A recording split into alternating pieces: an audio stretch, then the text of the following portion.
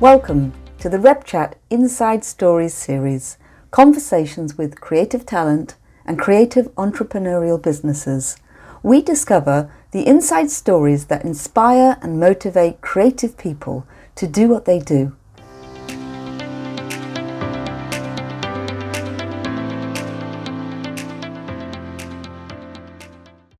Hello, and I'm really delighted to be in the studio here this morning with Dr Andrew Parsons. I'll tell you a little bit about Andy. Andy is a wellbeing catalyst, and he is also a qualified coach and therapist.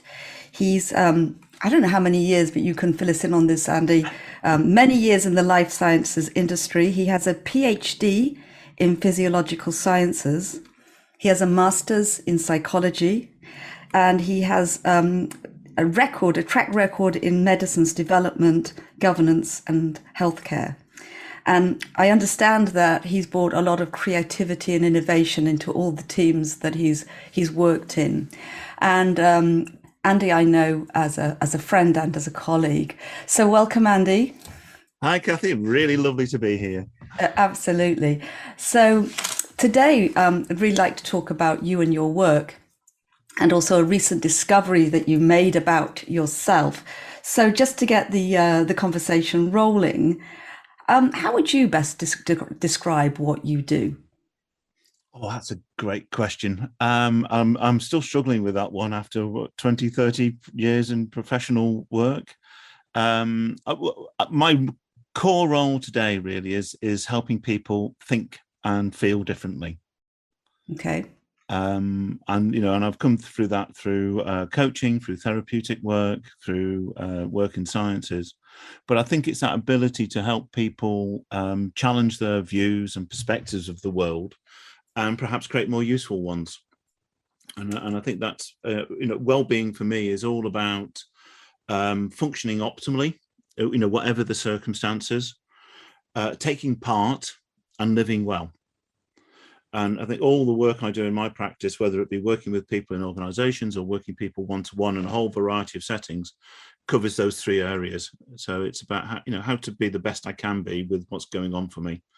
And I work, people in the boardroom to people in hospital with stuff that didn't want to happen to them, like having a cancer diagnosis. Well, that sounds really amazing, and I imagine many people need your work today. How did you get into being a wellbeing catalyst? What was your journey? Oh, tortuous and interesting. So I came into coaching really and therapy through my scientific work. So I graduate trained pharmacologist, master's PhD physiological sciences. My background was in sort of neuroscience. I used to run migraine stroke research for Glaxo many years ago.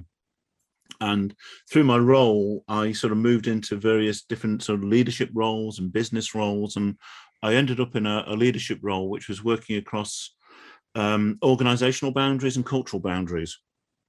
And I found that very interesting because I sort of grew up in a very command and control organizational structure. And science can be very hierarchical at times in terms of what do you know and how do you use that. But working across different organizations with different values, maybe similar values, but different cultures, it really sort of got to me. Well, actually, it's not sort of a aha moment you have as a leader, whereas it's really not about what I know anymore. It's about how do I create the environment for people to sort of realize what they know in a useful way that's useful for all of us, if that makes sense. Absolutely. So I sort of really used that to change my leadership style, and I sort of really embraced the whole philosophy of coaching in terms of how I operated in that mode. And I think I'm very curious about science and would love to explore, and just got more and more interested about how do people show up in systems and how do we be our best in systems.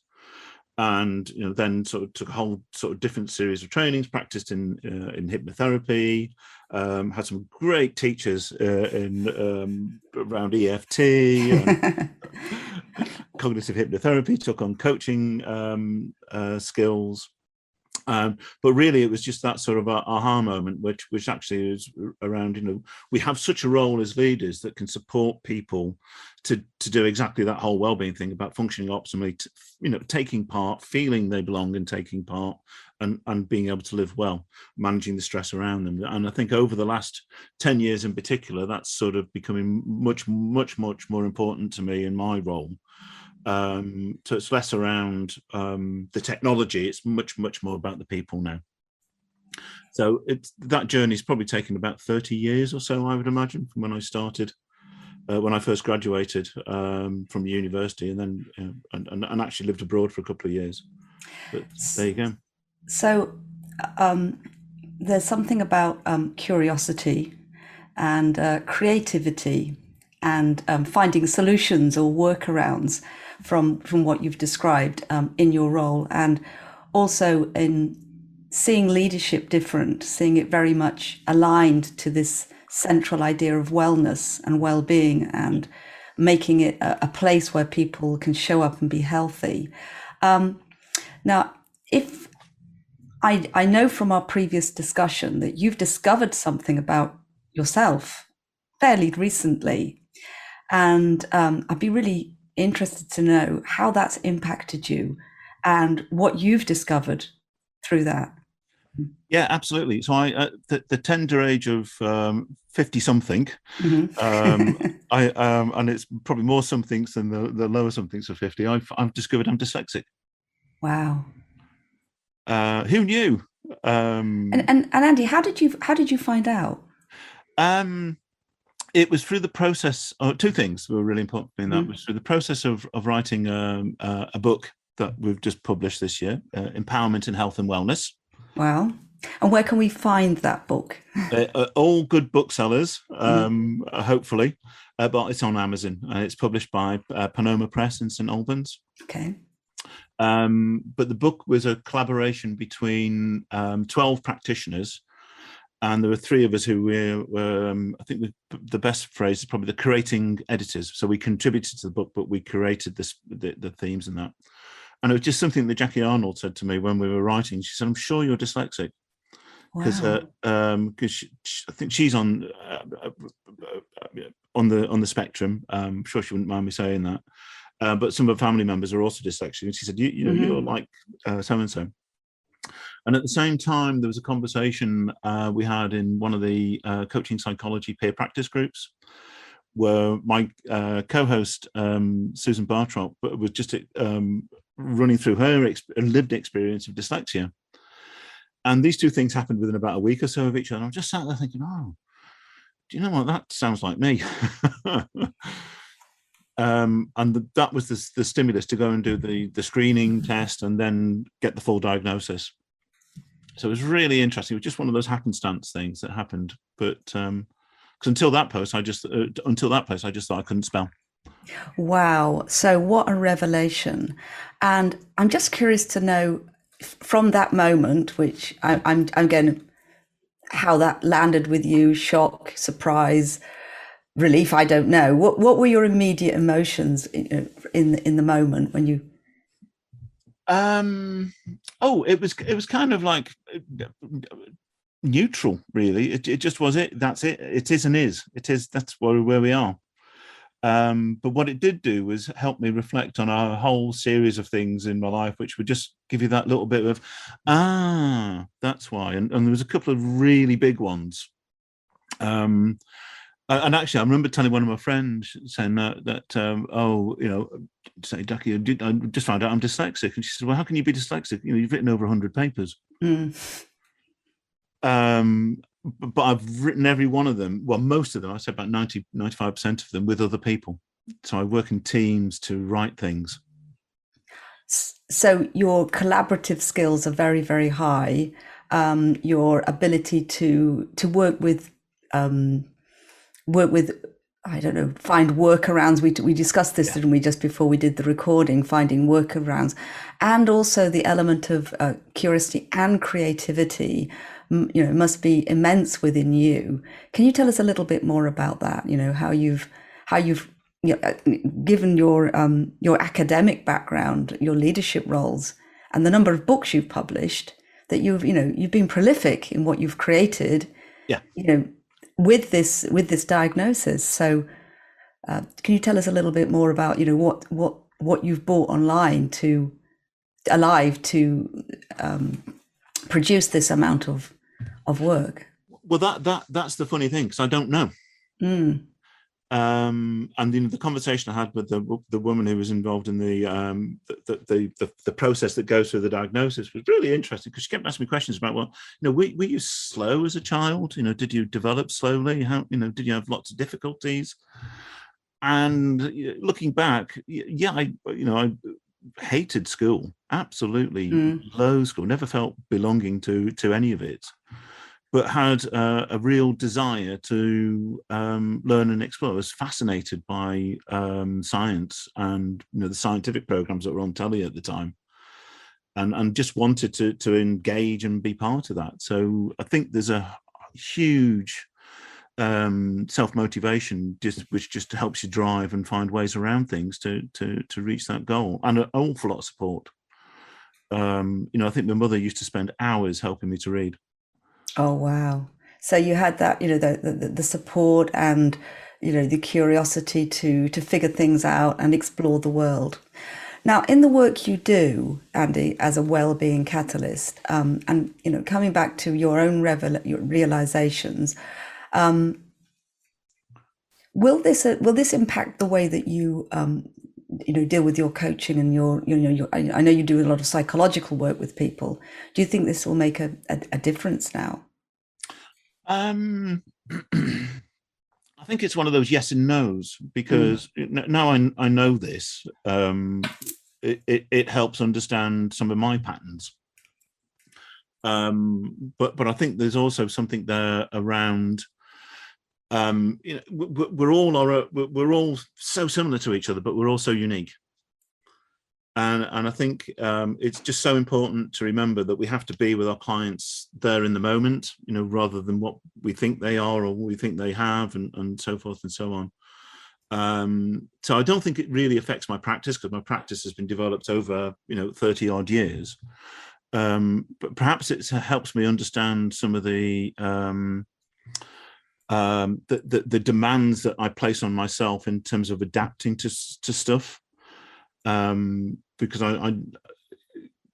it takes me a lot of energy to do things that other people probably don't have. It takes as much time and energy for them to do so.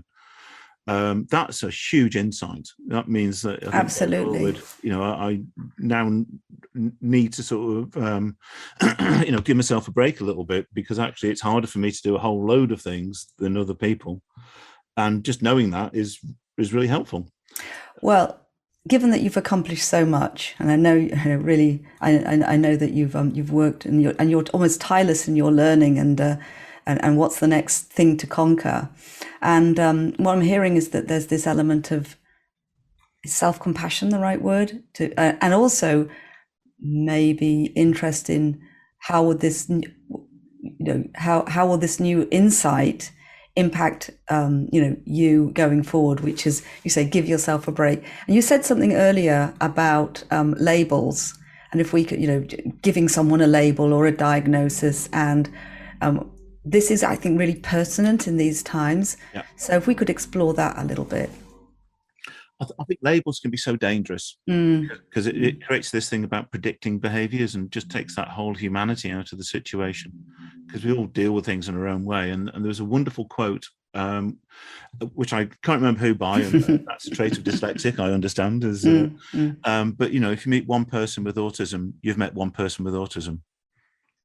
And I think that's just such a powerful principle to hold in all our interactions with people, isn't it? No matter where the labels that that we may be, society may put on people, or that we may put on them ourselves, it's so important to challenge ourselves just to be alongside people at that moment. And I think working with people with cancer for the last few years, which is what we've done in supporting a cancer service being developed within the NHS. My role is just to be alongside them, whatever's going on for them in their life, their treatment, their professional, personal life. Being alongside somebody in that space just helps them maybe to sort of think differently about the situation and challenge and move in a way that creates that space of learning. So it's humanizing the human in front of you, and almost, although you have knowledge of what's going on and insight, and also scientific insight, it's treating the person first of all as a human being instead of a diagnosis, which is, wow, that's so interesting. So Andy, what inspires you to carry on in the work that you do? Oh, my clients, my friends, my colleagues, my family. And I think there's probably something there which is part of that drive within me, which is around diversity and equity and equality. And that's probably going back to my childhood, actually, thinking about it, because I never really felt like I belonged in many of the school situations that I was involved with. And I know now that's probably because I was just progressing in a different way.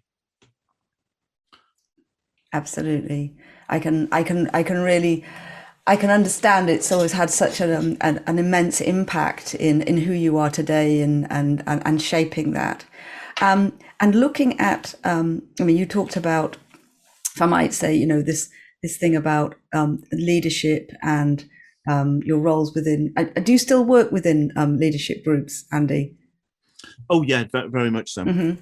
And I think that for leaders, it's just so important to be able to sort of meet people where they are. And to do that, I think a big part of meeting people where they are is to have an understanding, or at least my own understanding, of perhaps where they have come from. So there's there's so much difference in the world from particularly if you're working with people from all sorts of different cultures and all sorts of different organizational backgrounds. The resources that people have available to themselves may be hugely different. And I think, to be alongside people, you need to have an awareness of what might be different for people in different circumstances. Because actually that helps you sort of challenge your own biases and your own assumptions. And it's just creating that learning around, well, what's going on for you? What's how can you use that? I mean, these are just a couple of really useful, powerful questions that we can bring as practitioners, I think, to any situation. So I hear that you're bringing a unique presence into the conversation, and again, we go back into those labels, don't they? A label with a CEO or a director, and sometimes it's like, oh, it's one of those kind of people. You're saying, no, you're a human being. You have a job to do, and what's going on for you. Now, a number of years ago, I remember sitting down in London having a conversation, and you said wellness is going to be the number one priority for businesses. Do you remember that conversation? Oh, I do. Yeah. And here we are, just post-pandemic. Yeah, really. And we were looking for what's the key. I think that was the conversation. So if we look here in almost in November 2021, what's your take on that now, given that you are a wellness catalyst? So I think the first thing is I probably do what I say I'm going to do, which is hugely rewarding. I think it's so important. And if there are so many different definitions of wellness and well-being, and so many different definitions of health. But actually, if you just think from a business perspective, what we're really trying to do is, in any business setting, is get a group of people, or more than two people, to sort of come together, work together productively, effectively, efficiently, healthily, safely, to create some stuff that has some value to others. And why wouldn't well-being be the most important thing that we need to focus on if it's all about functioning optimally? And accessing all the resources that you can bring together in your organization to ensure productivity. The science behind this is just absolutely, I think, irrefutable. Those organizations that focus on the well-being and the engagement of their staff, it affects them both on the top line and on the bottom line. So there's less cost and there's more productivity. If you look after the staff will look after you. And I think it's just from a business perspective, just well-being is just so important. And the pandemic, I think, has shown all of us that actually our own physical and mental well-being is just so important and so interconnected with all those around us. The lack of connection with people through the pandemic has been a real challenge for many. Yeah, and especially that it's taken some time to, well, I don't know if we are really post-pandemic, but getting back to meeting people, there's been some reticence for some people. I'm not ready to do that. It hasn't been like snap back into action for everybody. Now, Andy, your work largely, I think, with people is talking. So I sort of talking therapeutically, coaching, and that involves narratives. And as you know, what we do is we make stories. And I was very interested to know, your take on, the narrative that we hold about ourselves, or we hold about the organizations or our role and wellness. So do you also explore that in your work? Oh, I think that's probably the central thing that, that in my practice, which is where I explore. It's all that how do I make sense of my world around me? Okay. And what narrative is going to be, how is that impacting my ability to function well in this situation, and how to change it? How could you? Well, that's what I wanted to ask you. How do people change their inner narratives? If the inner narrative is, whatever it is, and this is about changing that, what are the things that you talk about or you set around to actually start to alter that narrative for it to become more helpful and, I guess, healthy for the person? I think often there's usually a source of disequilibrium or around these things, which creates that urgency or that need to change. So if you think about learning as a continuum, we may learn stuff that is, a number or something that's going to add to my knowledge base already, something that's going to, like learning to drive, that's a great sort of thing that we can do, or learning to use microphones, wherever it might be. We're learning all the time. But when we're challenged with a challenge to our world that creates that sort of discombobulation, then it's the time to sort of maybe think a little bit differently about what do I know. So I can add to what I know. I can maybe look at the assumptions around what I know. What's led me to think this way. There might be a whole host of things in my world that's led me to think this way. For me, one of the narratives I hold for many years, which I just can't spell. And it was wonderful when I was doing my postdoc in Germany. The first paper I wrote to put into submitting for peer review, the reviewer came back and said, "Could you get an English person to read your manuscript before you send it off, please?" Oh my goodness! And my lab professor, Professor Val, came to me and said, "Hey, Dr. Parsons, are you not English?" And I said, "No, I'm Scottish." And he said, "Well, that explains it." But there was a whole narrative about me as I just can't spell, so it's okay. I'm going to get around this. That was my drive for doing it. I'll find ways, which led me to work collaboratively with people to help me write things down. So that was a huge, challenge to my narrative that's just happened for me just very recently. And just looking at the way we sort of make our sort of meaning from the world can be. Can lead to that sort of transformational step change, which is, let's maybe sort of change some of these assumptions that I've had to maybe ones that are actually more real or more useful.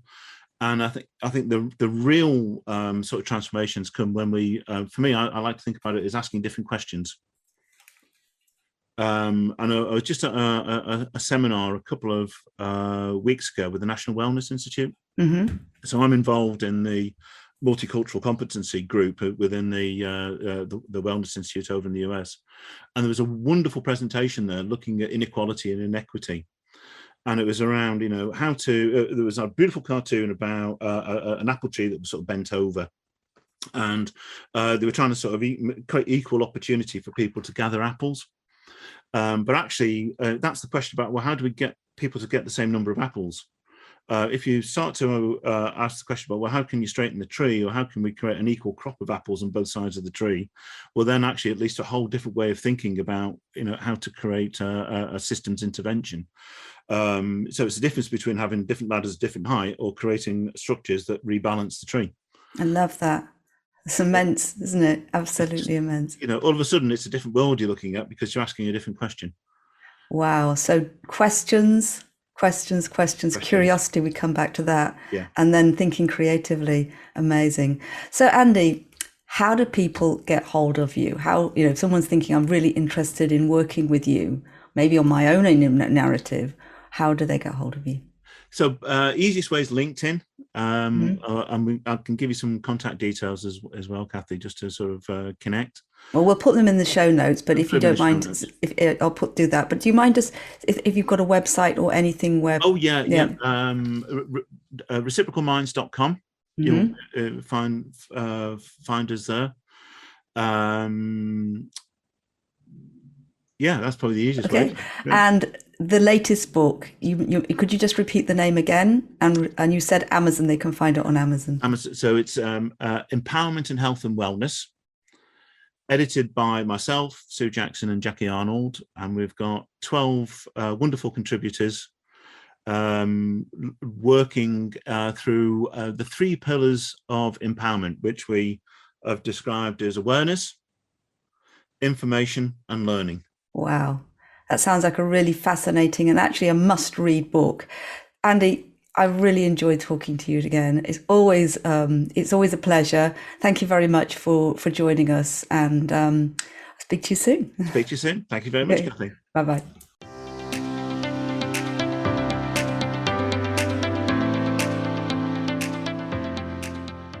Thanks for listening to the Rebcat Inside Stories series. We hope you enjoyed it. To feature your inside story, contact us at www.rebcatcreations.com or follow us on Instagram at rebcatcreations.